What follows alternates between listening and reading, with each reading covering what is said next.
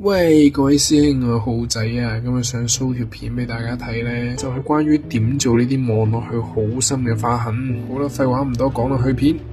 咁咧，一開頭就用咗張1,500號砂紙去散呢幾條花痕，不過散落又覺得好似唔係幾夠力，所以咧散咗一陣之後就轉咗做張1,200號嘅砂紙啦。咁依家就係用1,200號嘅砂紙。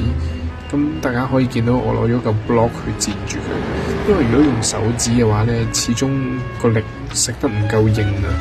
咁如果有嘢墊住嘅話咧，成件事係會事半功倍嘅。咁我哋散嘅時候盡量做得透啲啦，確保呢一浸做好咗先去下一浸。好啦，好重要一點就係做完之後要攞嚿膠去刮下佢，睇下透唔透。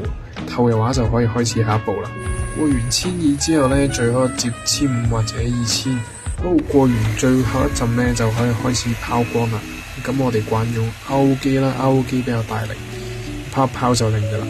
後面為咗操作方便又唔擺出嚟啦，咁最後成品就係咁。